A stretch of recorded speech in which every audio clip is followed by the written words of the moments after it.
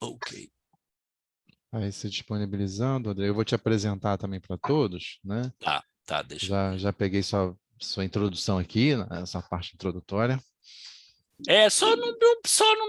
Aquilo ali é só falar, farmacêutico, tem doutorado, trabalha no NPI, depois, entendeu? Não precisa ler aquilo tudo não, que aquilo ali é bobeira. Nada, Tá? você tem um extenso currículo bacana aí Não, para mas apresentar não, para todo mundo. todo Ah, mundo, né, anos, depois de 20 anos trabalhando, 18 anos a gente tem, né, graças a Deus. Então, deixa eu compartilhar aqui a tela. tá bom, Rodrigo. Deixa só um segundo aqui.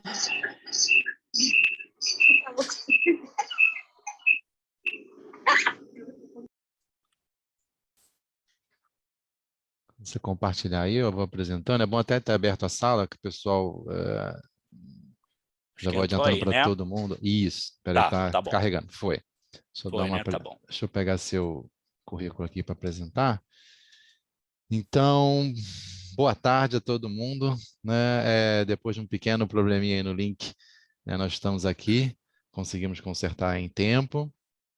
Bom, e hoje nós vamos ter aí a nossa palestra, né, do programa, né, uma palestra um pouco diferenciada, né, uma palestra um pouco diferente da rotina que a gente tem no programa, né, de pesquisa básica, né. A gente tem aí o programa e a universidade em si tem a honra aí de apresentar o Dr. Rodrigo, né, Barbosa Ferraro, tá, do INPI, tá, nos vai dar essa honra dessa palestra, né, da gente tentar avançar um pouquinho, né, sair um pouco da ciência básica, mas tentar entender um pouco mais desse mundo de propriedade intelectual.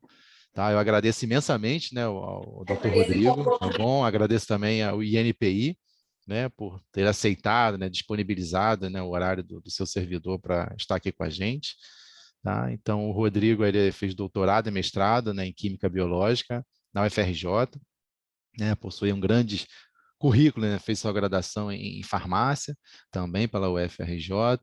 Atualmente ele é pesquisador do INPI, certo? Ele trabalha atualmente aqui na patente, na divisão de cosméticos e dentifícios, né, do INPI. A dentifício é pasta de dente, né, de maneira Tudo geral. que é odonto, né? É tudo que eu Nome dou, chique, nome chique, nome tudo que é chique, odonto. mas tá Tudo, bonito, né? né?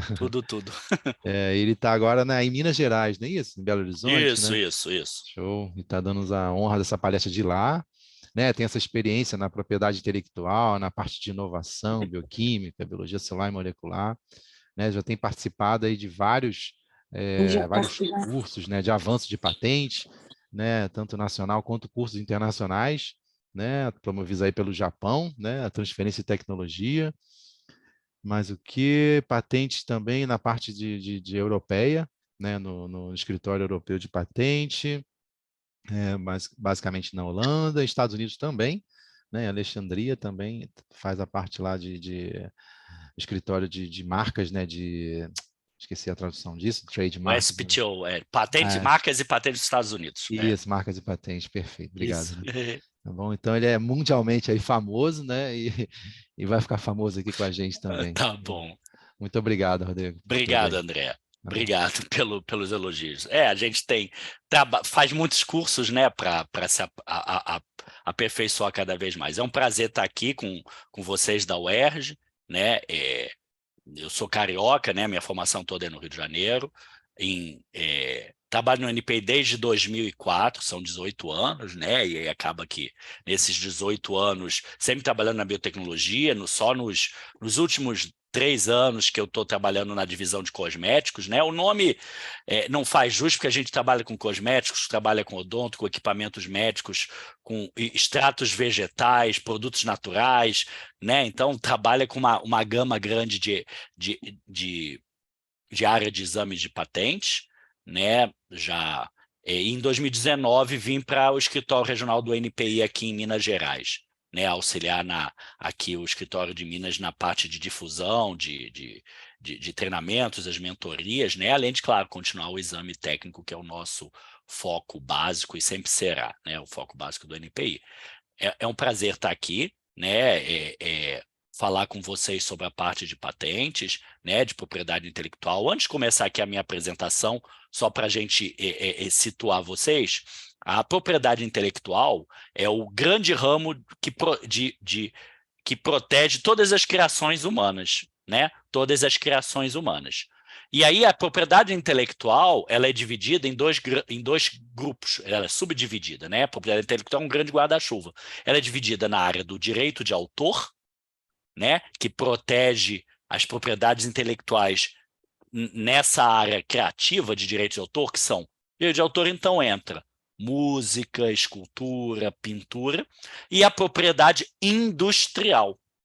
Essa propriedade industrial protege as criações humanas, né? Porque a propriedade intelectual são as criações humanas. Quando essa criação humana é na área de direito de autor, é um livro, um filme, uma música, né? E as criações humanas nas áreas industriais, chamada propriedade industrial, então essa é a diferença de intelectual para industrial, né? Industrial é um ramo, né? Divide em dois. Essa propriedade industrial, então, a gente tem lá dentro as patentes, que protegem as melhorias funcionais, né? Todas as invenções, produtos, processos, composições, as patentes. O desenho industrial, que protege o quê? As melhorias ornamentais. Então, quando você mexe em design, você não está mexendo em funcionalidade, né? Você pode ter uma cadeira com um design lindo, mas que funcionalmente é péssima de sentar, né? Então, esse é o desenho industrial. A patente, as melhorias funcionais, né? De forma absolutamente ampla, porque entra química, biotecnologia, tudo, né? Desenho industrial, melhorias ornamentais, e aí é design, e as marcas, né? Que é um nome distintivo que você dá para um produto, né? Quando você dá um nome, né, de Samsung para um celular, Apple, né? São as marcas. Além disso, tem também as indicações geográficas, tá certo? Que englobam uma outra área. Para a gente entender, né, a diferença intelectual de industrial. Claro, o que eu vou abordar aqui com vocês é a área de patentes, né? E aí eu quero trazer aqui algumas questões relacionadas à biotecnologia, né? Sempre as duas áreas mais complexas sempre serão a biotecnologia e a parte de eletrônica, né? Na complexidade, né? Claro, a gente que é de biotecnologia não entende nada de eletrônica. E o cara da eletrônica não entende nada da biotecnologia. Então, eu vou falar aqui as nuances relacionadas a patentes na biotecnologia, tá? É isso que eu vou trazer aqui para vocês, para instigar vocês a entenderem um pouco mais e buscarem mais conhecimento na área de patentes, né? Existe a Organização Mundial da Propriedade Intelectual, a OMP, que junto com a NPI oferece vários cursos gratuitos, né? O primeiro deles é o DL 101, que eu convido as pessoas que têm o interesse de fazer, até quem mesmo está fazendo mestrado, doutorado, né? Uma área de atuação é a área de patentes, seja no escritório de patentes, ou seja fazendo um concurso por NPI, e o DL 101, que é o curso básico de propriedade intelectual, é o início do conhecer a propriedade intelectual para vir a trabalhar nessa área. Então, é uma área de atuação também para as pessoas que têm mestrado, doutorado, os escritórios de patentes, as empresas, os NITs contratam doutores, mestres, né? Porque, claro, os advogados jamais saberão de biotecnologia, só a gente saberá, né? Claro, formação, óbvio, né? Isso aí não tem nem que discutir, tá certo? Então, é interessante instigar um pouco mais vocês a procurar esses cursos, né? A tentar conhecer um pouco mais. Aí, eu vou dar só uma introdução rápida, né, aqui da biotecnologia, para vocês verem que a biotecnologia é um mercado de bilhões, quase chegando a trilhões de dólares. Então, eu vou falar um pouquinho. E as áreas de matérias excluídas, a gente tem uma lei de biossegurança que age na área de patentes. Eu vou falar aqui com vocês, né? Só para a gente ver que a biotecnologia é um cenário muito grande, né? Desde saúde humana, ambiental, agronegócios, né?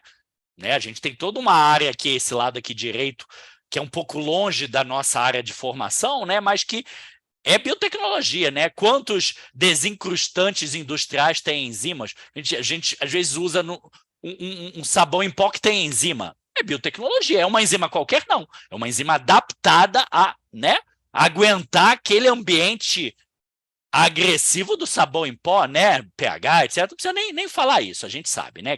Proteína, uma enzima, o que ela tem que aguentar, né? Então, é uma área muito ampla, com uma interface muito grande. Tá certo? É um mercado que em 2000, esperava-se que 2025 por volta de 729 bilhões de dólares, né? As previsões para 2027 são de 900 bilhões de dólares o mercado da biotecnologia global, englobando tudo isso aqui. Então, é bilionário indo para trilionário, né? De 2018 para 2025, olha o aumento e cada vez aumenta mais, né? Tá? Aqui a gente tem um mercado esperado em 2027 para 950 bilhões de dólares, né? Tem uma rentabilidade que eles chamam tecnicamente de CAGR, né? Compound Annual Growth Rate, de aproximadamente uma rentabilidade de aproximadamente 9%. Então, investir em biotecnologia retorna 9% de lucro, né? Claro, é um retorno bom. Mais do que isso, é um mercado de capitais, criptomoedas, aí, né? Criptomoedas pode ser muito bom até falir, né? Então, assim, todo o investimento em biotecnologia retorna em 10% de lucro em média, né? Os mercados que estão crescentes, né? A Europa é quem domina esse mercado na Europa, tá? Cada vez mais, depois do slide eu vou deixar com vocês, cada vez mais o mercado cresce, né? Vê que, por exemplo, na China a rentabilidade em biotecnologia ainda é um pouco maior, né? Tá? E que é um mercado só crescente, só crescente, só crescente, né? Para que vocês tenham uma ideia, é um gráfico um pouco desatualizado, é difícil você ter uma atualização disso, porque todas as empresas que fazem esses trabalhos todos que eu estou mostrando aqui para vocês, esses monitoramentos são pagos e muito caros, então é difícil você achar ele de forma gratuita, que só para vocês terem uma ideia que os 10, aqui não entrou as vacinas de Covid, tá? As vacinas de Covid tomaram o topo aqui. A Pfizer passou para o primeiro ranking, eu vou mostrar para você terem uma ideia do mercado, né? Aqui, basicamente, dos top sellers de venda, quase tudo é biotecnologia, drogas biotecnológicas, né? Aqueles anticorpos humanizados, né? MAB no final, são aqueles monoclonal antibodies, né? Tudo e vendas da casa de bilhão. Aqui não é milhão, não, é 18 bilhões por ano.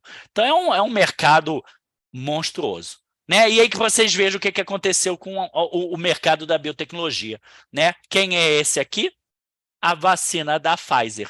Comirnaty é o nome chique dela, de marca nos Estados Unidos. A vacina da Pfizer, BioNTech, chegando a quase, olha o número de zero, 60 bilhões em vendas, né? Onde o segundo colocado está em 20 bilhões, a da Moderna está em quase 20 bilhões, né? Então aqui a gente tem a vacina da Moderna, aqui tem a vacina da Pfizer. E aí entre os outros medicamentos aqui, né? Esse medicamento aqui, a Dalimumab, ele é para artrite reumatoide. Reumatoide. E aqui são outros medicamentos, né?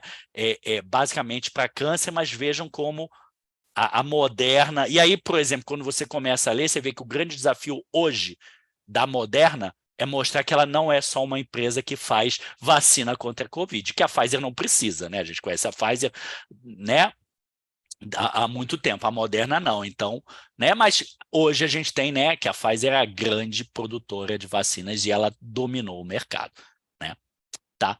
Isso é só um ano passar para a gente ver que quando a gente fala de biotech, de produtos, de patentes, é um mercado bilionário, né? Um mercado muito grande, tá? E aí, claro, tudo isso, se a gente, eu não trago isso na apresentação, mas para que vocês tenham uma ideia, a vacina da Pfizer, ela não é protegida por uma patente. Nada em biotecnologia é protegido por uma patente. Ela é protegida por uma miríade, várias e várias patentes, né? São mais de 20 patentes que protegem a da Pfizer. Cada aspecto dela, né? Por exemplo, como que o RNAzinho lá dentro da vacina chega dentro da célula? É um nanolipossomo, né? A gente tem que imaginar, né? A RNA é a coisa mais sensível que tem, né? Como que ele vai parar lá dentro da célula? Então, são mais de 20 patentes. Não é simples assim como a gente imagina. São várias áreas envolvidas, aí, várias patentes para você ter a proteção da vacina da Pfizer, como por exemplo. Tá? E aí eu quero trazer aqui para vocês alguns aspectos legais na biotecnologia, né? Existe uma lei, a Lei 9279, que é a Lei de Propriedade Industrial, ela é que estabelece todo o arcabouço legal em propriedade industrial, então ela fala de patentes, de marcas de desenho industrial, né? A biotecnologia, como sempre, tem alguns aspectos que não podem ser protegidos por patente, que são os aspectos que estão no artigo 10 e no artigo 18. São matérias que não podem ser protegidas por patente na biotecnologia. Como que isso está detalhado? Não está na lei. O INPI tem as diretrizes de exame técnico na área de biotecnologia. Está disponível no site do INPI. Né? É só entrar lá. INPI, patente de legislação, tem as diretrizes que ele explica em detalhes tudo isso que eu vou trazer aqui para vocês. Está explicado pontualmente, são mais de 100 páginas de diretrizes, como tecnicamente ser enquadrado. Aqui eu vou trazer a informação, mas quem estiver escrevendo, atuando, tem que conhecer essa diretriz. E aí tem vários aspectos. Tem aspectos na lei de propriedade industrial, né? Tem aspecto nessa lei que acrescentou algumas coisas, mas que não tem nada muito significativo. Tem as diretrizes, ela foi atualizada agora em 2020, eu pus novidade, mas é porque ela é uma diretriz que já tem há vários anos, ela foi atualizada em 2020, e a gente estava com uma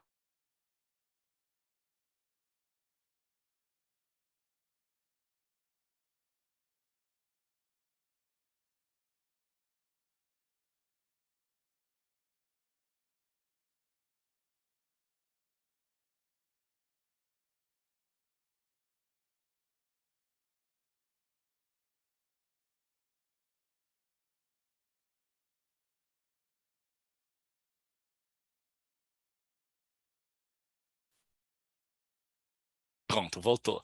Né? O que é o evento de elite, de curiosidade para vocês. Tá? Tem toda a questão de acesso a recursos genéticos, né? Nós temos a Lei 13.123 de 2015, que veio depois dessa medida provisória. Quem trabalha na biotecnologia conhece, né? Precisa das autorizações, que trabalha recursos genéticos, eu vou comentar um pouco. Lei de cultivares, também na área de biotecnologia vegetal, na área de vegetal, né? Não só biotecnologia, e a Lei de biossegurança. Então, só para a gente colocar aqui, não é tudo na biotecnologia que pode ser protegido por patente. Tá bom? Está nos incisos primeiro, nono e oitavo e nono da lei de artigo 10, e o inciso primeiro.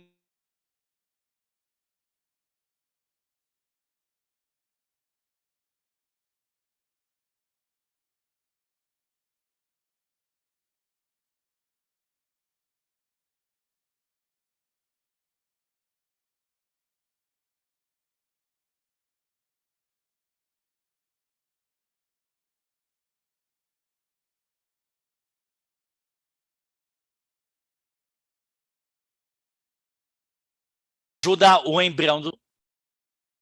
Ok. Então, há uns anos atrás, isolaram uma enzima do salmão. Como que eles viram essa enzima do salmão? Como que ela pode ser utilizada industrialmente? Né? Como que o salmão sai da casca do ovo? Essa enzima é uma protease. Ele degrada biologicamente a casquinha do ovo e ela sai. E aí o que se pensou? Bem, posso utilizar essa enzima numa composição cosmética para remover células, uma esfolização bioquímica enzimática, né? Veja, então a descoberta foi isolar a enzima, saber...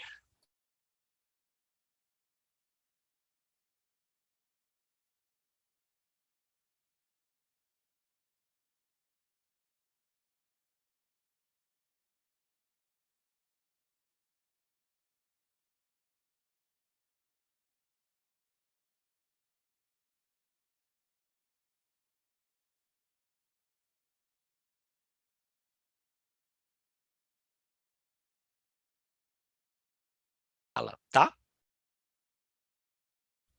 Né? Aqui é um outro exemplo. É um composto químico, pseudopterosina, isolada desse... os biólogos entendem melhor, esse ser vivo do mar, né? Desse serzinho vivo do mar. Isso é a descoberta, essa é a pesquisa básica. Qual é a pesquisa aplicada? Utilizar ela como um fármaco, porque ela tem um efeito anti-inflamatório analgésico, um cosmético para evitar a irritação do sol. Fiquei muito tempo no sol, minha pele ficou irritada, tá certo? Então, o que é patenteável é a aplicação industrial desses produtos. Ó, várias patentes relacionadas a essa pseudopterosina. E aí, por que eu estou falando isso? Porque, por exemplo, no Brasil, você não consegue a patente da molécula, porque ela foi isolada da natureza. Você consegue a patente de quê? Do cosmético, da composição cosmética, da composição farmacêutica, tá certo? Porque é isso que tem a aplicação industrial. A molécula per si, ela não tem a aplicação industrial. A aplicação dela é quando ela é colocada dentro de um cosmético para ser utilizada, tá bom? Para a gente entender. Ó, um outro exemplo, escapina, isolada desse ser vivo, né? Da Aplysia californica. É uma enzima, uma L-aminoácido oxidase, que tem atividade bactericida. E aí a gente já pensa, opa, bactericida, uma composição farmacêutica com efeito antibactericida, né? E aí olha o que eu quero trazer aqui para vocês. Vejam que o mesmo grupo que isolou ele, e aí isso é uma coisa que nós temos que aprender. Primeiro nós depositamos a patente para depois publicar o artigo, para tentar não haver problemas. Veja, 2004 se depositou a patente, 2005 publicou no Journal Experimental Biology. Ah, Rodrigo, mas não existe um período de graça que te permite 12 meses antes do depósito publicar? Realmente, mas temos que tomar cuidado. Às vezes a pessoa escorrega e aí passa desses 12 meses. O certo, gente, se você está desenvolvendo alguma coisa com aplicação industrial visando patente, segura a publicação, deposita o pedido de patente primeiro. Tá vendo aqui? Ó, aqui é um exemplo. É o mesmo grupo, ó. Young, John Paul aqui, tá certo? Olha as datas, 2004, 2005, muito cuidado. E cuidado com a head of publication. Hoje em dia as revistas são, às vezes, rápidas em publicar. Você vou mandar agora porque ela vai demorar, de repente ela publica e você toma um susto. Eu já vi gente se enrolando em patente por causa disso. E aí, é para que vocês entendam que o que é protegido por patente são invenções, tá? Não é tudo que é patenteável? Não. Né, o inciso 8º fala que não é patenteável técnicas, métodos operatórios, cirúrgico, terapêutico, diagnóstico. O que não é patenteável é a técnica, é o uso, não é o produto. Tá? Então, por exemplo, um método cirúrgico, se eu desenvolvi um analgésico, ele é patenteável. O uso do analgésico para anestesiar um leão ou pessoas é que não é um método. A mesma coisa cirúrgica. A técnica cirúrgica não é patenteável, mas se eu desenvolvi um novo tipo de prótese mamária, um tipo de tesoura, isso é patenteável. Eu quero que vocês entendam isso. Tá? Isso está bem descrito lá nas diretrizes. Também não é patenteável um método terapêutico, mas a vacina, ela é. A composição farmacêutica, ela é. O que não é patenteável é o uso da vacina para te impedir de, por exemplo, o uso da vacina da Pfizer para evitar que você tenha Covid. Agora, a vacina, toda a tecnologia, a composição, tudo que está ali dentro é plenamente patenteável. É para que vocês entendam que não é um método. O restante, porque, na verdade, um método não tem aplicação industrial. O que tem aplicação industrial é a venda da vacina. Entendam por que o método não é patenteável. Porque ele não tem aplicação industrial. Tá?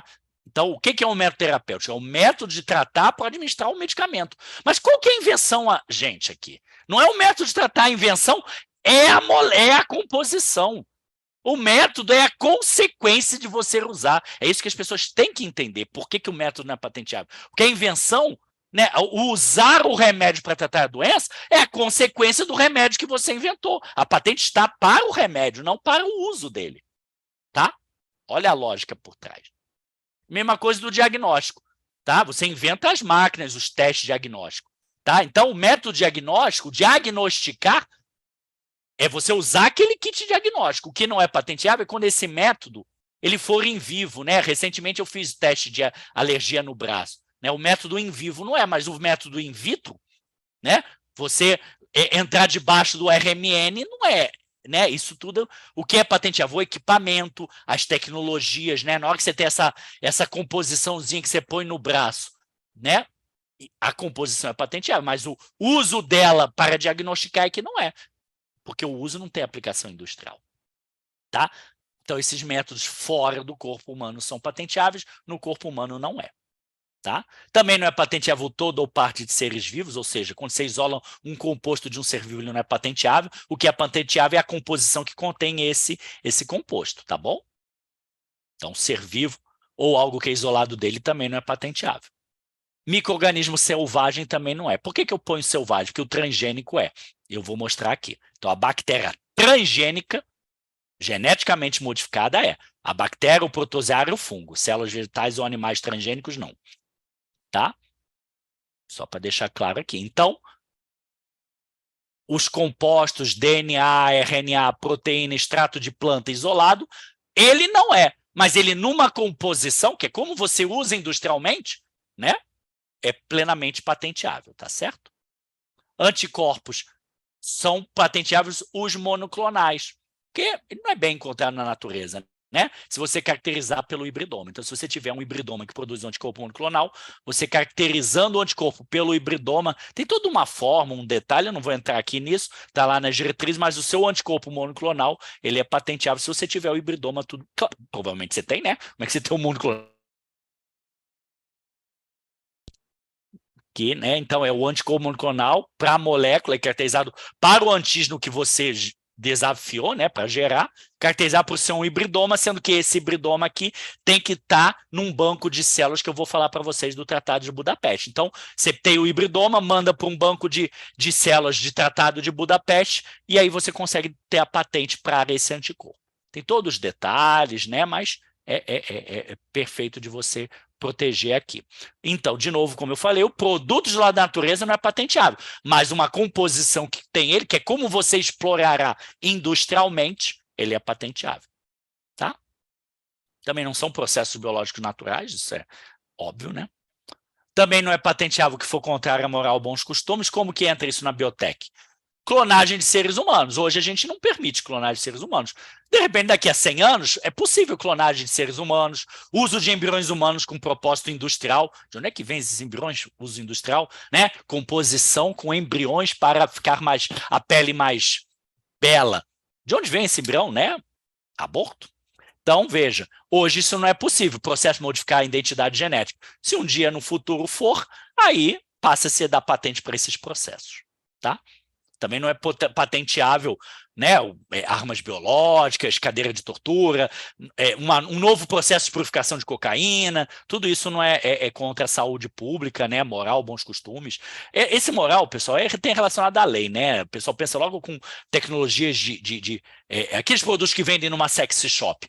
Isso é plenamente patenteável, não é possível vender, é legal vender produtos de sexy shop, então é possível patenteá-los, tá? Tá? A gente, quando fala de moral, é algo que a lei impede, né? Também, aí aqui, no artigo 18, inciso 3º, entra a questão do que eu falei para vocês, que os micro-organismos transgênicos são patenteáveis, porque ele diz que não é patenteável todo ou parte dos seres vivos, exceto os micro-organismos transgênicos. Transgênico é ter modificação genética. Mas aí a gente fica na dúvida, o que é micro-organismo? É algo que é pequenininho? Uma célula humana em cultura, ela é micro, né? Ela é pequenininha, isolada lá na plaquinha de cultura. Para não ter essa dúvida, existe esse parágrafo único que diz que, para a lei de patentes de propriedade industrial, transgênico é organismo, exceto toda ou parte de plantas ou animais. Então, a gente enquadra aqui o quê? Reino animal e reino vegetal. Então, se aquele micro-organismo for do reino animal ou vegetal, transgênico ou não, não é patenteável. Agora, saiu do reino animal, protista, monera, funge, e for transgênico, é patenteável. Então, uma bactéria selvagem não é, bactéria transgênica é patenteável. Vírus, né, uma levedura transgênica, o vírus transgênico, né, é patenteável. Uma levedura transgênica, um protozoário transgênico, uma alga que não entra no reino vegetal, é transgênica, é patenteável, tá bom? Está em detalhes nas diretrizes, é só dar um ampassar, o que está aqui, ó. Selvagem não, transgênico sim. Então, aquela planta transgênica, ela é passível de proteção por patente? Não. O que se protege por patente é o método de obter a planta transgênica e todo aquilo que a gente utiliza em biotecnologia para fazer a planta transgênica. A planta, sabe como que se protege uma planta transgênica? Pelas cultivares, que é utilizada há décadas, anos, para se proteger uma cultivar por melhoramento genético clássico, que não é por transgenia, mas também pode ser utilizado para proteger uma planta por melhoramento genético de transgenia. Aí você protege por transgênicos, tá vendo? Protege por cultivares, não por patente. No Brasil, nos Estados Unidos pode. Tá? Então aqui é só para vocês entenderem que esse micro-organismo transgênico ele é protegido por você diz qual é a sequência de DNA que você pôs lá dentro. SecID é a sequência de DNA, né? Quais foram os aminoácidos que você utilizou para fazer a transgenia, né? Os aminoácidos não, os nucleotídeos que você utilizou, tá bom? Não é passivo de proteção, nem mesmo os transgênicos, e isso, né, todas essas células foram partes de animal ou do reino animal ou reino vegetal, ou uma parte de planta capacidade de gerar uma nova planta. Tá? Com relação ao que a lei de patentes de propriedade industrial não protege, como que a gente enquadra isso na biotecnologia, é o que eu falei aqui rapidamente para vocês entenderem.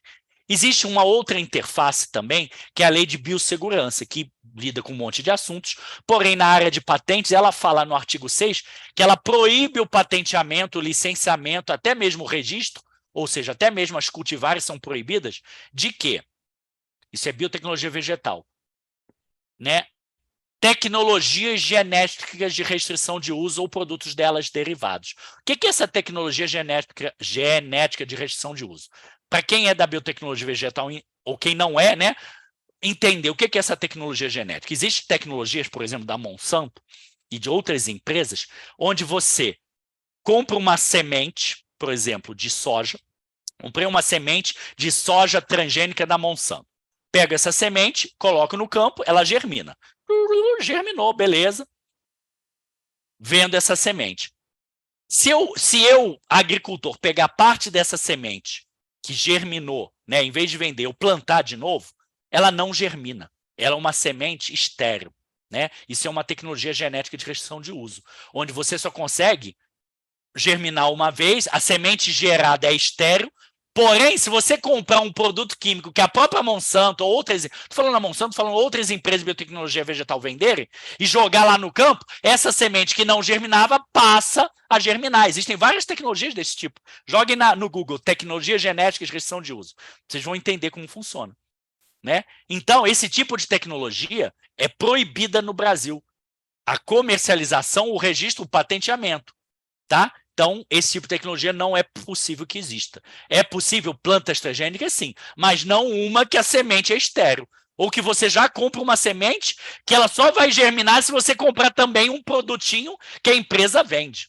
Olha isso, né? São as tecnologias genéticas de restrição de uso. Joguem no Google que vocês vão ver como funcionam essas tecnologias em detalhe. Tem várias formas, vários nomes, né? Mas no Brasil é proibido, inclusive, o patenteamento. Então, por exemplo, você consegue patentear os processos de obter uma planta transgênica que não seja por restrição de uso? Claro, é possível patentear e a planta se protege por cultivar. Agora, se o seu processo que você quer tentar a patente é de uma tecnologia para restrição de uso, aí você não consegue nem a patente, nem a cultivar da planta e nem mesmo vender a semente para o agricultor, tá? É totalmente proibida pela lei de biossegurança e o NPI normatizou nessa instrução normativa de 2013, tá? É para que vocês entendam esse viés também da lei de patentes da área de biotecnologia de patenteamento, até, nesse caso até de venda, tá? Então a gente tem coisa também na lei de biossegurança relacionada a patente de biotecnologia, tá bom? Nas diretrizes de biotech do NPI fala também sobre isso. Tá? Então, gente, é importante, quem for trabalhar na área de biotecnologia, quiser entender um pouco mais disso que eu estou falando, tudo que eu estou falando aqui está na interpretação das diretrizes, tá bom? Então, no site do NPI, tá? Todos os escritórios de patente do mundo têm suas diretrizes. O NPI tem as de biotech, tem as de química, tem as de programas de computador, de modelos de utilidade. É como agente, né, técnico, né? Eu sou farmacêutico, né? Como que eu vou examinar? Como que eu vou interpretar a lei? É complexo, né? Para isso existem as diretrizes. Quem for trabalhar nessa área tem que conhecer as diretrizes para até mesmo saber como que vai escrever o pedido. Isso tudo é importante, tá bom? Tá?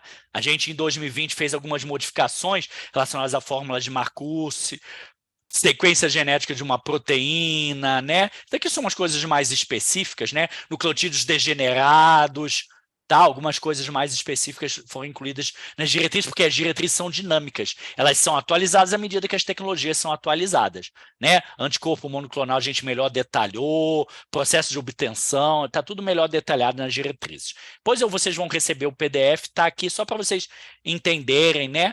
A gente também colocou mais explícito a questão da biossegurança e das tecnologias de restrição de uso, está tudo lá, Tá bom, pessoal?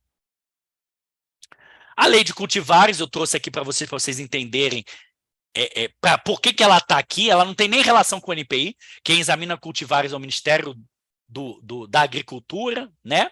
Tá certo? Mas ela é utilizada para aquela pessoa que desenvolve plantas transgênicas para proteger a planta, já que não se dá patente para plantas transgênicas, só para os processos de obtenção, tá bom? Por isso que eu trago aqui essas plantas transgênicas, a lei de cultivares, para vocês entenderem, tá? E quando a gente está falando em patente, a gente está falando de um pedido de patente que tem toda uma forma de ser redigido, né? Não vou entrar em detalhes aqui com você, né? É diferente de um artigo científico. Pegar um artigo científico e querer simplesmente depositar ele como patente vai dar problema no final, né? Pela questão da suficiência descritiva, de escrever a invenção. Como que se escreve um pedido de patente? Lendo outros pedidos de patente da mesma área tecnológica, tá certo? Se eu quero escrever um pedido de patente de planta transgênica, vou ler pedidos de patente de plantas transgênicas. De quem? Daquelas empresas que são líderes de mercado, por exemplo. Se vocês sabem qual é o maior depositante de patentes na área de cosméticos do mundo? Chama-se L'Oréal. Né? Que no Brasil ela utiliza um dos nomes, a Procosa. Então, se você vê um produto que foi produzido pela Procosa, ali é a L'Oréal. Tá? Então, se você quer escrever um pedido de patente de cosmético, por exemplo, tintura de cabelo, olha lá um pedido de patente de tintura de cabelo da L'Oréal, da Vela, né, da Shiseido japonesa. Né? É a melhor forma. É assim que a gente aprende a ler pedidos, a escrever pedidos, lendo outros pedidos de patente da mesma área. Tá bom? E aí, existe na nossa lei de propriedade industrial, a LPI é Lei de Propriedade Industrial, aquela 9279 que eu falei há um tempinho atrás. No artigo 24, que diz que você tem que descrever totalmente a sua invenção, de modo a possibilitar a realização. E que, para a biotech, a gente tem um parágrafo único lá na lei. No caso, o material biológico não pode ser descrito na forma do caput que não estiver acessível ao público, tem que fazer um depósito de material biológico. Esse material biológico, a gente está falando, não é do DNA e do RNA, eu estou falando de um micro-organismo, daquele hibridoma que produz o anticorpo monoclonal, né? Como que eu vou tornar acessível descrever claramente esse hibridoma? Eu vou pôr uma foto dele no pedido de patente? Vou amarrar um Eppendorf no pedido de patente? Não tem como. Eu pego esse hibridoma e mando para um centro depositário de material biológico, um banco de células. Tá? Então, na área de biotecnologia, quem trabalha com células transgênicas, né? Ou até mesmo com o seu processo, você tem um processo de fermentação de cerveja, onde você fermenta a cerveja com uma levedura que você isolou da natureza, por exemplo. Como que você vai disponibilizar essa levedura? Ela tem que estar, né, para fins de suficiência descritiva.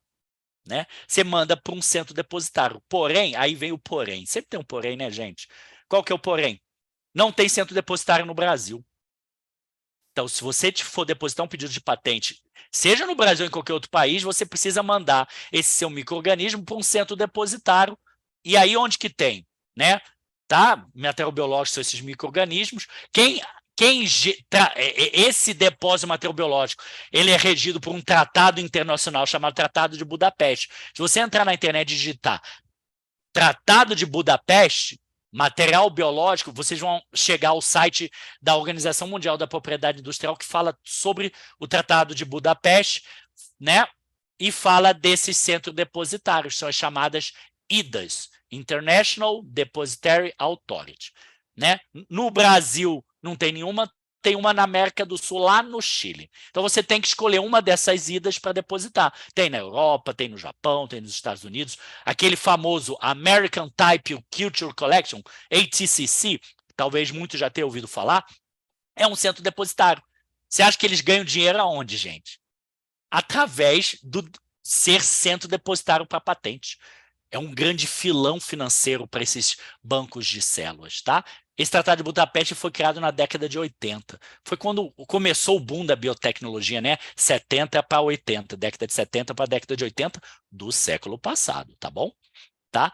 A única... veja, tem um custo, tem. Mandar para onde que você manda, se você é brasileiro? Para onde for melhor, onde for mais barato, onde for mais fácil para você. Né? O custo vai ser aí, né, entre enviar uns 500 a $1.000. Mas é um investimento se você está depositando um pedido de patente, tá? Aqui é um exemplo de, olha o ETCC aqui, de centros depositários, tá? Mas é fundamental que o brasileiro envie, apesar de o Brasil não ser signatário de Budapeste, né? Ficamos 4 anos nesse governo Bolsonaro tentando discutir isso no Congresso, mas não era importante, né? Tinham coisas mais importantes para se discutir, né, no governo. Então, assim, mas é obrigatório, está na lei, e esse depósito tem que ser antes de depositar o pedido de patente, tá? Isso está lá nas diretrizes. Além disso, em biotecnologia, você tem, né, a suficiência descritiva, as sequências biológicas, que aí, quando esse material biológico for bactérias, fungos, leveduras, é o Tratado de Budapeste depositar o bichinho lá no centro depositário. Quando esse seu material biológico for o DNA ou o RNA, você não deposita uma amostra do seu DNA. Você apresenta ao NPI a sequência de nucleotídeos de aminoácidos. Não confundo. Para nós, da biotecnologia, é fácil entender. É claro, Rodrigo. Pô, o DNA é a sequência de nucleotídeos e a proteína é a sequência de aminoácidos. Mas para quem não é da biotecnologia, mistura tudo, tá? Então, o material biológico for um serzinho vivo, bactérias, fungos, leveduras, é depositar o ser vivo no banco depositário, ficar lá no nitrogênio líquido. Quando esse material biológico é a sequência biológica, DNA, RNA, proteína, o que você faz apresentando ao INPI a sequência biológica, né? Os aminoácidos todos bonitinhos, tá certo? Né? Sequência biológicas de proteínas, os aminoácidos, e de DNA, os nucleotídeos, né? Ou nucleosídeos, né? Depende se é RNA, DNA, tá? Tá bom, pessoal? Isso é só você apresentar o NPI e a sequência, tá? Então, se você for depositar um pedido de patente, onde você tem, né, as suas proteínas que você isolou, aí você fez a mutação de sítios de giro, tem os plasmídeos, tem tudo aquilo ali, você tem que apresentar as sequências biológicas de RNA e de DNA, tá bom, pessoal? Não existe caracterizar uma proteína pelo nome, né? Minha proteína é caracterizada por ser a tripsina tipo 3A. Você tem que ter a sequência. Claro, se ela já está depositada no GenBank, aí você fala que está lá, mas agora tem que apresentar a sequência de DNA e RNA, tá certo? Não tem como. Ah, pessoal, eu ainda não resolvi a sequência de aminoácidos da minha proteína, então não é o momento de depositar o pedido de patente. Quando você resolver, souber todos os aminoácidos, com certeza deposita o pedido de patente. Tá? Então, é importante apresentar e faz parte do pedido de patente a listagem de sequências biológicas. Tá? Você tem que apresentar dentro de um padrão. O padrão ST25 está explicado lá no site do NPI. Não é nada diferente do que vocês estão acostumados a fazer quando manda lá para o GenBank, esses outros lugares, tá? Tem bonitinho, tem uma portaria, é o padrão que mudou de ST25 para ST26, é um padrão XML. No site do NPI lá vocês encontram até uma ferramentazinha que é a OMP. Quem é a OMP, pessoal? Organização Mundial da Propriedade Intelectual. Tá? A OMP disponibiliza até uma ferramenta gratuita que você pega a sua sequência, o arquivo TXT da sequência, joga lá dentro, aperta converter, ela converte para XML. Então, também não tem nenhuma dificuldade. Tem as ferramentas gratuitas disponíveis lá, tá bom? Uma vez a pessoa me perguntou, OMP, mas e a WIPO? O que é o WIPO? O WIPO é a OMP em inglês, né? World Intellectual Property Organization, tá? Então, OMP e o WIPO é a mesma coisa, tá? Sequências biológicas, tá certo? Você tem que apresentar de aminoácidos, de nucleotídeos. Além disso, gente, nossa, quanta coisa, né? Biotecnologia não é fácil. Quanta coisa. Veja, além disso, a gente tem que lembrar da biodiversidade, né? Acesso a recursos genéticos brasileiros. Quem trabalha com planta, não é só planta, né? Qualquer recurso genético. Animal, uma bactéria isolada. Se você isolou do solo um micro-organismo, uma levedura, aquilo é um solo em terreno brasileiro, aquilo ali é uma biodiversidade brasileira. Você precisaria ter lá o seu cadastro no CIGEM. Eu acredito que as pessoas já conheçam isso. Isso também tem interface com patentes, né? Esse daqui é um slide, deve ter, sei lá, 15 anos. Mas para a gente ver que o Brasil é biodiversidade, é um dos mais ricos, né? Tá? E aí a gente tem a nossa lei de acesso aos recursos genéticos, 13.123, né? Eu trabalhei com isso durante 2 anos, eu ia nas reuniões em Brasília, na época da presidenta Dilma, inclusive no dia que se assinou essa lei, a gente estava em reunião, foi convidado a ir lá no Palácio do Planalto para ver a promulgação da lei 3.123, eu estava lá em maio nesse dia, né? Na época da presidente Dilma, né? Antes dela sofreu o golpe, né? Passou o período eleitoral, a gente pode voltar a falar as verdades, né? Tá, mas o que que acontece? Essa lei, ela melhorou monstruosamente o que a gente tinha na antiga medida provisória, 2.186, isso daqui era ruim demais, você tinha que pedir autorização prévia, tinha que passar por um processo. A Lei de Acesso aos Recursos Genéticos, ela criou o CIGEM, né, onde você que vai trabalha com isso, você vai lá, se cadastra e fique tranquilo, né?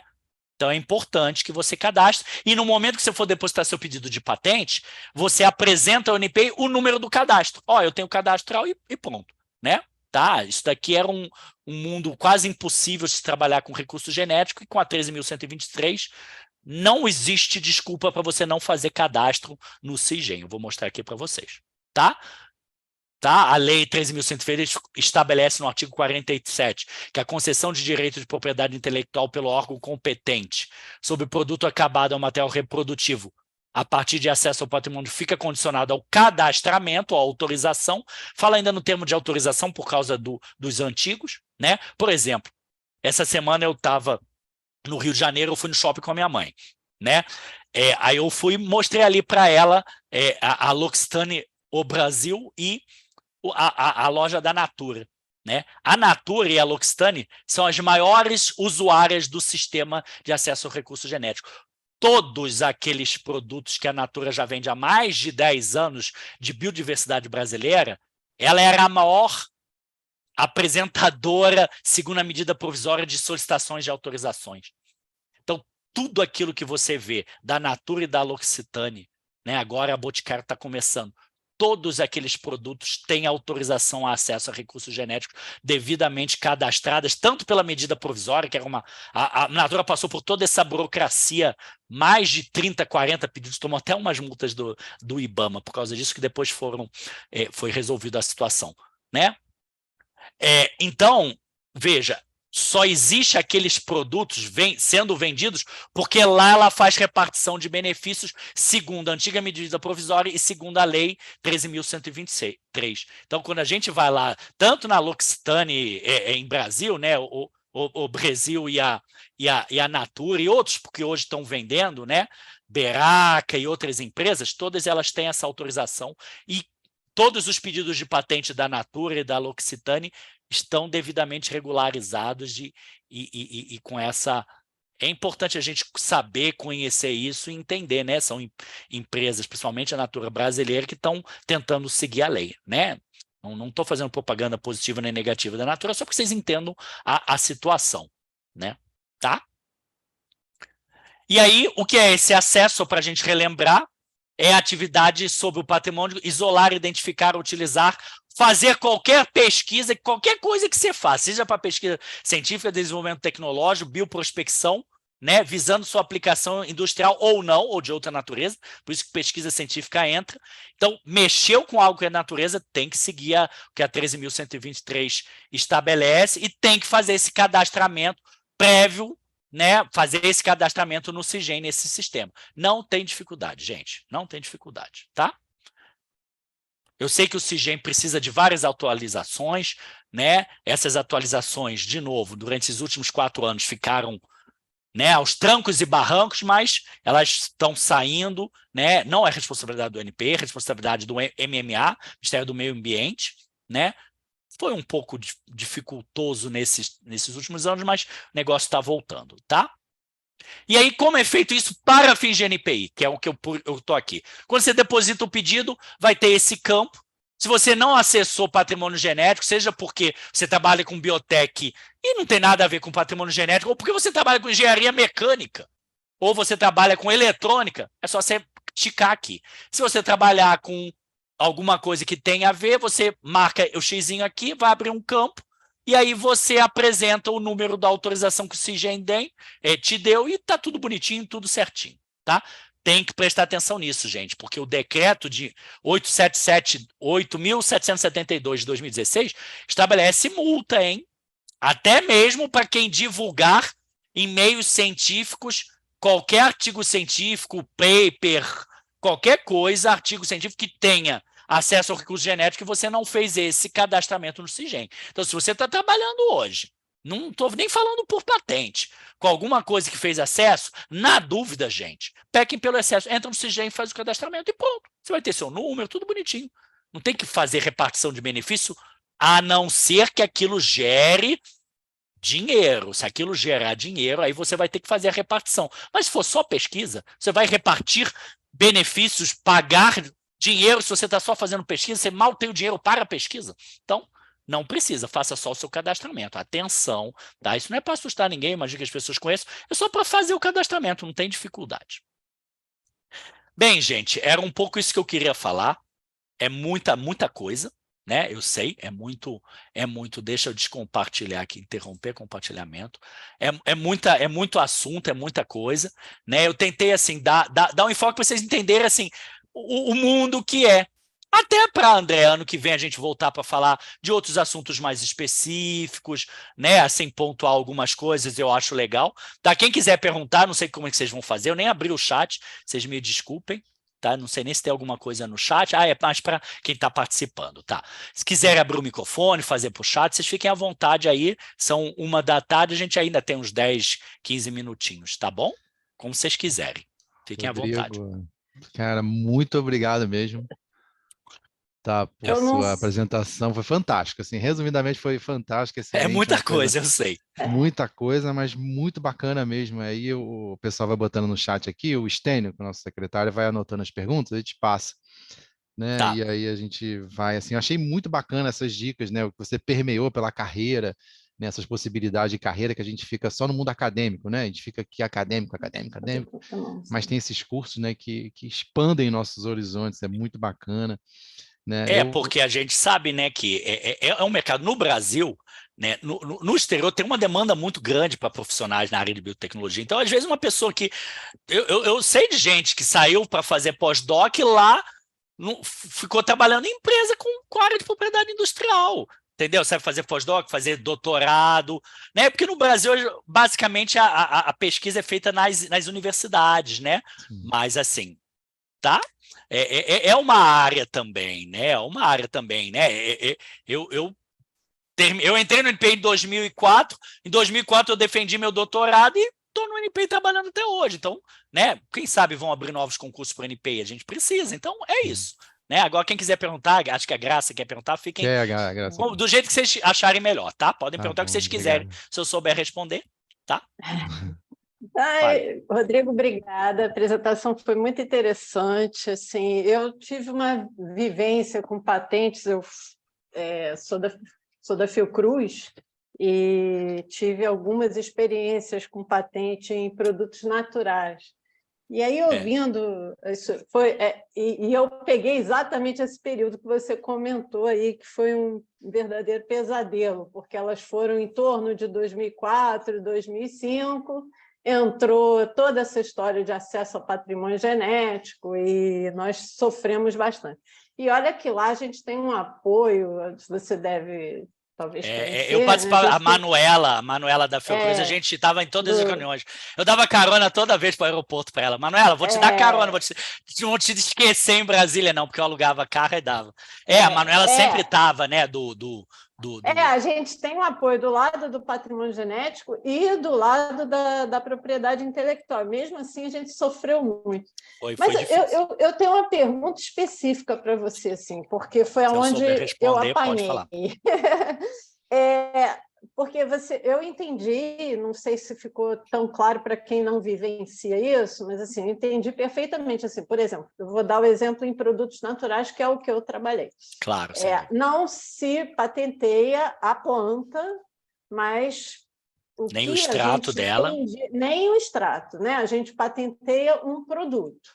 E aí o que a gente fazia era se reunir com o pessoal farmacêutica e desenvolvia uma formulação e patentava o pedido de patente da formulação. Aí, o que aconteceu com um dos nossos produtos que a gente tentou? Ainda na etapa de pesquisa básica, a gente nem foi publicação, foi apresentação em congresso do teste, do estudo farmacológico do extrato. E quando a gente entrou com o registro da formulação e entrou com o registro da aplicação daquela formulação, infelizmente, muitos anos depois, que isso aí é um problema do INPI, mas que não é você que tem que responder, né? É o governo que tem que botar mais gente aí. Mas ó, a gente nos últimos 2 anos, a gente acabou com um backlog de 100 mil pedidos. Sabe, eu trabalho na nós levamos 15 anos para ter o pedido analisado, mas isso que eu estou te falando, é um histórico de 2005 para cá. Mas, assim, a minha dúvida foi essa, porque foi negada a patente em cima da formulação por conta de um resumo do extrato. Aí eu fiquei nessa... Realmente é isso mesmo? Então, ou foi um pode excesso? acontecer, sim. Não. Então, tem que ler, teria que estar na mão, eu olhar o extrato, ler, para a gente ver. Mas, veja, dependendo de como foi... Porque o que acontece? Às vezes, você tem um pedido de produto natural, hoje eu examino na minha divisão produtos naturais. Né, também, hoje um pedido de patente de produtos naturais seria na minha divisão, eu também examinaria, tá? E a gente está examinando hoje pedidos depositados em 2019. Isso está ótimo. Né, porque a gente, na nossa divisão, não tem mais atraso. A gente está terminando 2018, os estrangeiros, e já pegando um ou outro nacional de 2019. Né? A gente conseguiu, né, adiantar muito, acabar com o nosso backlog. Né? A biotech, hoje, na biotech, que aí é mais complexo, estão examinando pedidos de 7 anos atrás, 8 anos atrás, não é mais 12 anos atrás. E tá indo, né? Tá indo. Mas isso é aquela velha história, né? Não contrata gente, não tem ninguém para trabalhar e aí vai. Por isso, né? Até que eu falei, acho que isso não é nenhuma questão que você tenha que responder. Quem tem que responder isso é o governo federal que não contrata. Não contrata, a gente sabe disso, né? Fazer concurso é pecado. Mas muito bem. Aí o que acontece? Assim, é possível, sim, que uma publicação do extrato, dependendo se for bastante completa, possa gerar o indeferimento da composição, mas depende de como está redigido o pedido da composição. Se o pedido da composição, por exemplo, se você escreve um pedido de patente, que é todo o processo, a extração, e tem um pedacinho que fala e reivindica também a composição, isso gera um indeferimento. Agora, se você tem, na hora da redação, você tem todo um foco no pedido de patente, na composição, descrevendo bem completa a composição, os componentes, porque, às vezes, o que a gente tem no pedido de patente? Às vezes, a pessoa ela pede, por exemplo, reivindica o extrato, que depois não vai ser aceito pelo NPI, mas ela reivindica, né? Não tem que não reivindicar, reivindica o extrato, né? Reivindica o extrato, o processo de obtenção do extrato, que às vezes pode até ser patenteável, né? Dependendo se é um processo mais complexo de obtenção do extrato, isso não é aquele processo simples, né?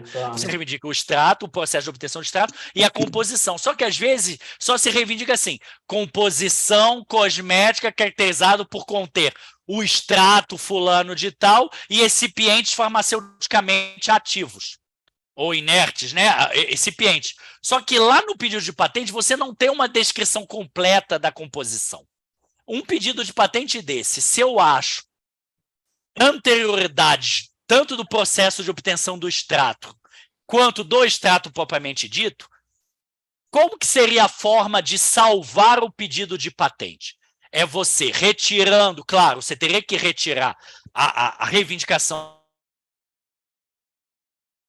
do processo, que provavelmente já está lá, e o INPI solicitaria que você, na reivindicação, descrevesse de forma um pouco mais completa, qualitativamente e quantitativamente, os componentes.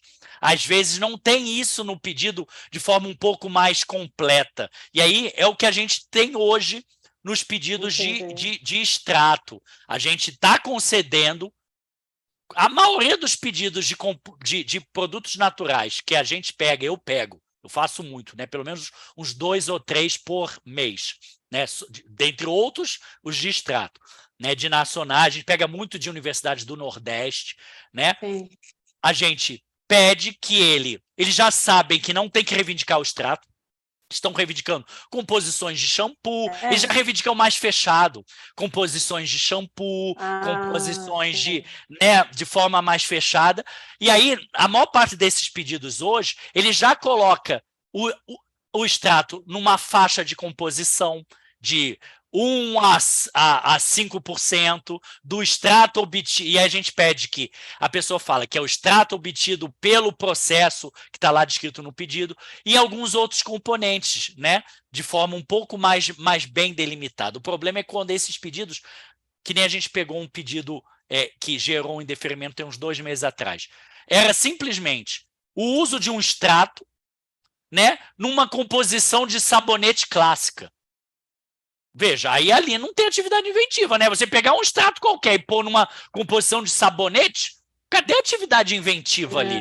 Né? Nem o extrato era original, era um extrato de uma planta obtido por aqueles processos mais clássicos, né? Pega a planta, macera, joga metanol, né? Separa o metanol, evapora e está pronto o extrato. Isso é obtenção de extrato há mais de 100 anos. Entenda, aí o cara não vai ganhar patente. Porque, primeiro, ele obteve o extrato de uma planta que já se faz extratos há não sei quanto tempo. O processo de obter o extrato é o mais simples possível, né? Se eu te perguntar, me descreva uma técnica básica de obter extrato. Você fala, olha, você macera a folhinha, joga um metanol, né? Separa o metanol, vai ter uma fase metanólica com princípios ativos, evapora o metanol, pronto. Ali você tem um extrato seco, não tem? Isso é uma forma clássica secular. Aí você pega esse extrato seco e põe dentro de uma base de sabonete que você pode comprar até numa loja de produtos. Você vai ali no Saara, não vende? Base de shampoo, base de sabonete. Não tem lojinhas assim que coloca ali dentro? Cadê a atividade inventiva? Esse tipo de pedido vai ser indeferido. Entendeu, professora? Depende, por isso que tem que descrever bem mais complexo. Então, esses pedidos mais antigos, às vezes caía nisso, né? E aí, assim, essas publicações, dependendo, se você não tem a composição mais bem descrita... elas eram até bem descritas, mas agora eu entendi, eram composições clássicas, não eram realmente inovadoras, entendi. Então, às vezes, é isso, é uma composição... É uma coisa importante a gente ter podido evoluir a esse ponto que você está colocando agora, porque eu acho assim, a academia ela ainda não tem a prática do registro, do pedido de patente. Não tem. E tem muita coisa que eu agora estou passando um período como visitante da UERJ, e eu vejo dentro da própria universidade, tanto da UERJ, qualquer universidade, o UFRJ, a de Minas Gerais, todas, né? A gente tem muito potencial de poder pedir uma invenção e depois fazer uma transferência, né? E fazer um acordo com as indústrias e uma forma de trazer verba para a gente também, né? Que é uma coisa que hoje o Brasil vai ter que se modernizar nessa relação de universidade com... parcerias públicas-privadas, né? Com as empresas, que é uma coisa que a gente ainda não evoluiu tanto. Só que realmente... Não sabe nem fazer, né? É importante. Por isso, assim, achei muito legal essa iniciativa de trazer você aqui para um seminário da universidade, para ver se a gente começa a pensar nessa cultura, né? Mas, de fato, precisa ser um diálogo, e não da forma como era anteriormente, que assim, você mandava e recebia 10 anos depois aquela crítica e não existia essa possibilidade de diálogo. E isso que você está falando, que está sendo feito, que é a educação, né? Educar o estudante de pós-graduação, o professor, o cientista, a pensar nessas patentes é uma coisa assim que acho que vai poder ajudar muito ao desenvolvimento do país. Eu vejo assim que uma coisa que a gente, desde 2007 que eu dou curso pelo NPI, né, a gente sempre começou a treinar, quando começou o boom dos núcleos de inovação tecnológica, lá em 2006, 2007, 2008, né, tem que ter uma política também de fortalecimento dos NITs. Não, porque, por exemplo, você vê a universidade, né? Como que é o NIT? Pega um professor, põe lá no NIT, né? Que entende um pouco mais, arruma uns bolsistas, vê umas bolsas. Aí, quando o bolsista passa 1 ano, ele começa a saber um pouco mais, acaba a bolsa. Aí você pega outro. Aí acaba... Você tem que profissionalizar. né? Por exemplo, você vê a Fiocruz, né? A minha esposa é da Fiocruz também. Ela se transferiu aqui para a Fiocruz de Minas, né? Então, por exemplo, a Fiocruz, ela teve concurso para o cargo de analista para trabalhar nos NIT, analista de inovação, para o NIT, com um salário condizente, né? Já, o salário pesquisador, tecnologia, analista, no final são todos iguais, né? Condizente, né? Você não fez um concurso para pesquisador para trabalhar no NIT. Porque o cara quer ser pesquisador, ele não quer ser analista. É a mesma coisa, Bill Manguinhos, contratar pesquisador para trabalhar na fábrica, tem que contratar tecnologista. Sim, mas as universidades, tanto a UERJ como a UFRJ, a UFMG, ela abre concurso para quê? Para professor, ok. Para um administrativo, né? Mas ela deveria também contratar para de nível superior o concurso, ter uma carreira de nível superior, não só de professor, contingente para que todas essas pessoas profissionais de nível superior, mas que não são os professores da universidade, ganhassem um salário condizente e pudesse contratar pessoas para trabalhar no NIT com formação. Né? Eu vejo que essa é uma discussão que eu já vejo há muitos anos. Né? Não o NIT sobreviver de bolsistas. Né? O NIT não consegue sobreviver de bolsistas. A gente sabe disso. Né? Tem essas dificuldades. Então, isso é uma discussão que tem que ter, seja na carreira das universidades estaduais, seja na carreira das universidades federais, mas, né, vira e mexe... Alguém vem falar, não, vou acabar com o UERJ, igual uns anos atrás falaram, vem e fala de privatizar a universidade, sabe disso. É ou não é verdade? Não falaram umas lambrecas aí? Pô, pelo amor de Deus, né? Vai fazer o quê? Vai vender o UERJ? Igual fizeram com a Gama Filha, agora estão demolindo tudo? Pelo amor de Deus, né? São as besteiras que as pessoas falam. Tem que ter um pouco mais sério.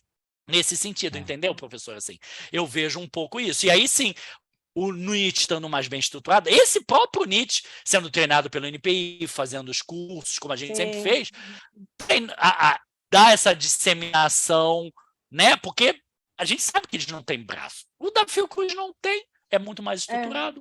Eu converso com as meninas do NIT aqui de Minas, vira e mexe, eu faço reunião, me ajuda aqui, Rodrigo. Ela tem dificuldade, até os próprios pesquisadores que têm uma certa aversão, né? É uma coisa devagar, porque na verdade é isso, a cultura da propriedade industrial, das patentes, para aqueles pesquisadores muito antigos, esse já não gosta e é contra. É o pessoal novo que está chegando, né? Eu defendi meu doutorado em 2004. Até eu entrar no NPI, eu nunca tinha ouvido falar de patente na minha vida. Eu fiquei sabendo do concurso do NPI porque um colega meu tinha entrado no concurso 2 anos antes e me falou: Rodrigo, você não quer fazer o concurso para o NPI? Você tem um perfil bom para trabalhar no NPI. Entendeu? E é isso, entendeu? Assim, a gente... É uma cultura, mas que tenho 18 anos de NPI, hoje, professora, se você vê os pedidos de patente das universidades hoje e compara com 15 anos atrás, cara, é uma diferença surreal. Os de 15 anos atrás eram muito ruins. Mas muito ruim, coisa ruim demais. E eu estou falando de pedido de USP, de Fiocruz, não porque porque eles eram burros, não, é porque é gradativo. Se a gente analisar década de 70, quando veio a lei de inovação americana, década de 70 e década de 80, na década de 70 também as universidades americanas também não tinham grandes depósitos de patente. Foi com a lei de inovação, né, que começou, e eles também demoraram, né? Quando a gente faz, né, curso no exterior, conversa com o pessoal do Japão. Eu fiz um curso no Japão, uns anos atrás, que a gente foi lá na Universidade de Tóquio, né? Você vê o cara da Universidade de Tóquio, do Japão, lá da área de inovação, lá, falando que eles também têm dificuldade para conversar com os pesquisadores japoneses. Você não imaginaria isso vendo de um japonês. Você imaginaria o Japão o top do top do top. Né? Pode ter certeza, se você conversar com alguém do MIT, o cara vai dizer, às vezes a gente também tem dificuldade, tem o japonês falando, tem pedido japonês indeferido, porque o japonês publicou o artigo antes. A gente está falando do Japão. Então, assim, é uma cultura que parte das pessoas da academia não absorvem. Não absorvem, né? Então, é isso. A gente tenta devagar, ajuda, né? Por isso que quando o Elieto, que é um amigo do André, né, que trabalha comigo no NPI, o Rodrigo, né? A gente tenta de fazer a disseminação que puder. Ontem mesmo estava dando curso pro pessoal do Instituto Federal. Hoje a gente está dando muito treinamento pro pessoal dos institutos federais aqui de Minas, né? Que eles estão crescendo, né, para tentar chegar ao nível das universidades, né? Então, a gente está dando muito treinamento, esse pessoal também está, né? A UFMG já é mais independente, né? Ela já é um outro nível. Mas a gente faz muita reunião com o pessoal da UFMG, vira e mexe, a gente tem dificuldade por isso. Porque aí tem que procurar a gente do NPI para a gente tentar ajudar. Porque no final, né, é igual o pessoal do nicho da Fiocruz daqui de Minas. Né? Tem dúvidas mais avançadas? Pô, Rodrigo, me ajuda aqui, que a gente conversa, faz reunião, e é isso, né? Alguém quer perguntar mais? Eu estou falando aqui, pode perguntar. Eu tenho algumas dúvidas fala, aqui, André, Rodrigo. fala. Não sei se cabe a pergunta, né? Mas também não. Fale. Né? Você falou muito da parte de transgênico, né? A gente acho que a propriedade intelectual e patente cai muito na nossa área também, nessa área de transgênico, que é mais famosa, né? Você falou da Monsanto, tudo bem.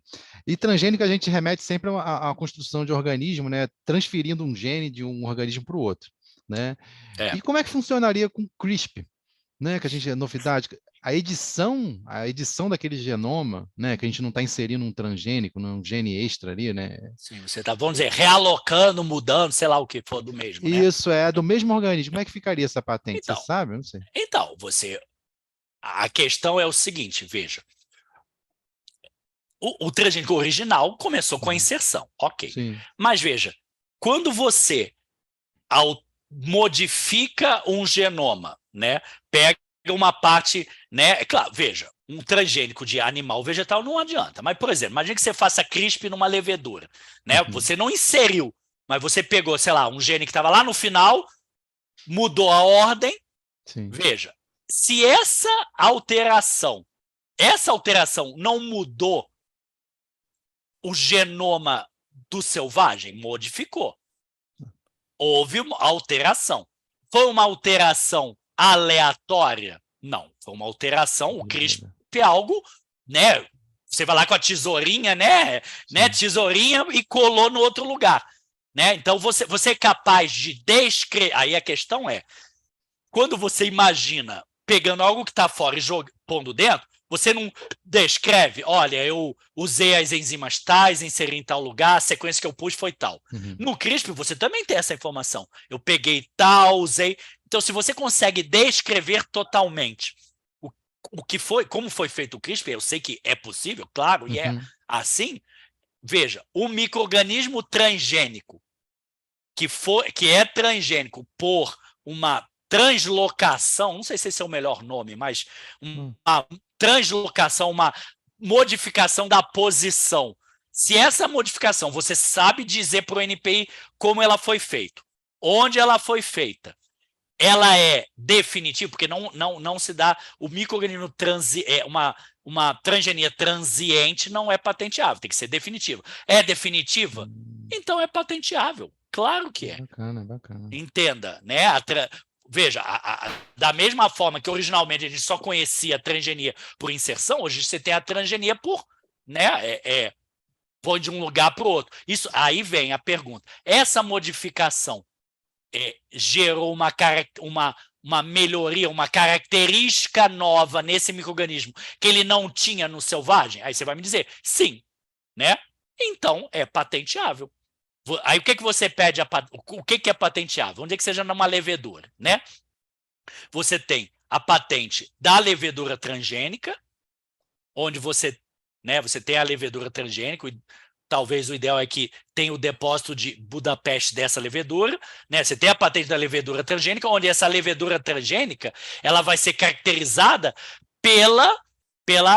pelo processo de transgenia. Se você não, porque normalmente você caracteriza pelo DNA que você inseriu, né? Isso. Só que aí você vai caracterizar pelo processo de transgenia, porque você vai ter uma outra reivindicação onde você vai descrever onde foi feita essa transgenia, né? Você, em tal lugar, você descreve tudo, é plenamente patenteável, claro. Bacana, porque é novo, né? É bem recente, né?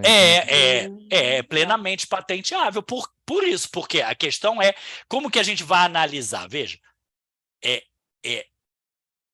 se imaginamos, né? Como que se compara um DNA para saber se ele é natural ou não natural? Eu pego a sequência do DNA, jogo no banco. jogo um DNA, esse DNA é natural, jogo no banco. Se eu não achar ele no banco, é que ele não é natural, ou se ele foi isolado. Veja, se eu sequenciar do primeiro nucleotídeo, imagine que eu tenho todo o genoma da levedura, do primeiro nucleotídeo até o último, imagina que eu tivesse um genoma único, né? Do primeiro ao último, ao único. Se eu comparo a sequência genética de todo o genoma da levedura, do selvagem com esse que sofreu o CRISP, ela não está diferente? Tá. Imagina que eu conseguisse fazer um blast disso, um blast gigantesco. Não ia dar 100%. Ia dar uma diferença exatamente do pedaço que você tirou daqui de baixo e pôs para cá, né? Então, isso confere a atividade, isso confere a transgenia, é patenteável. Claro, se esse CRISP for numa célula humana ou vegetal, você não vai ter a patente da célula, mas do processo e de tudo, tá? Entendeu? Bacana. A questão toda, veja, André, é você saber descrever, você tem que, no pedido, patente, descrever como foi obtido, né? Porque eu já vi pedidos, agora não, mas mais antigos de biotech, que a pessoa ela faz a transgenia, mas ela não diz onde fez, né? Eu já vi pedido que o cara fez a transgenia, não diz qual foi o plasmídio que ele usou, né? Plasmídio, cosmídio, IAC, seja lá, né? Aquele troço que você usa lá, né? Né? Aquele troço que você usa ali. A mesma coisa no CRISP, né? Você utiliza ferramentas, você tem que descrever quais são as ferramentas, quais foram os primers que você utilizou, se usou primer, tudo ali direitinho, entendeu? Entendeu? Tá? Ó, tem uma pergunta, entendeu? Deixa eu responder. Então, essa sua pergunta, forma de assessoria parceria para ajudar a montar o pedido de patente. Existe, é o programa de mentoria do INPI. O INPI tem um programa de mentoria, eu faço mentoria, mas não para o Rio de Janeiro, eu faço para Minas.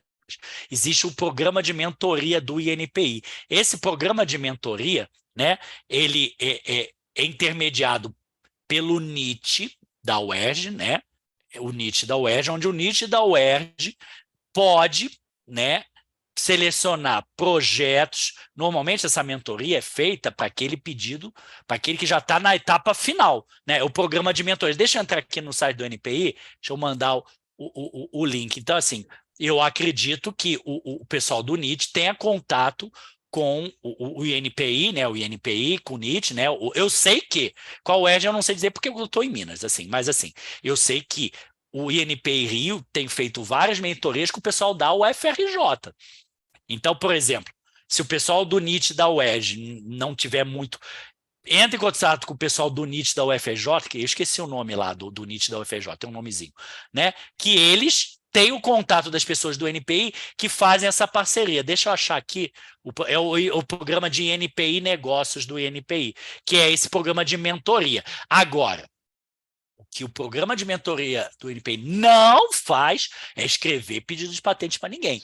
Ele auxilia e nem faz o exame. Já teve, não comigo, colega assim, vê aí, você acha que eu vou ganhar a patente? Eu falei, olha, isso eu não posso dizer. O que a gente fala, isso já aconteceu comigo, a pessoa está com um pedido, apresenta, eu falo, olha, o que eu posso falar para você é o seguinte, esse pedido está ruim demais.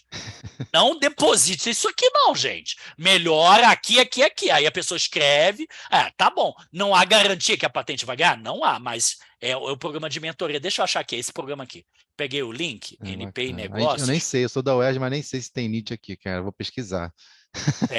Tem NIT sim. Tem vou o NIT. pesquisar aqui. Tem o NIT.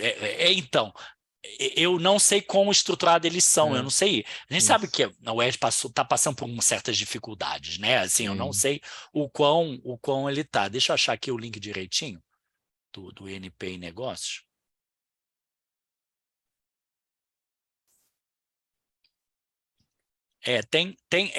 Depois vocês naveguem ali eu vou mandar aqui, mas assim, o INPI tem que ser por intermédio do NIT, tá? Tem que ser por intermédio do NIT. Esse é o chat. Esse é o link do programa de NPI Negócios, né? Aí lá em cima tem programa, ele fala, né?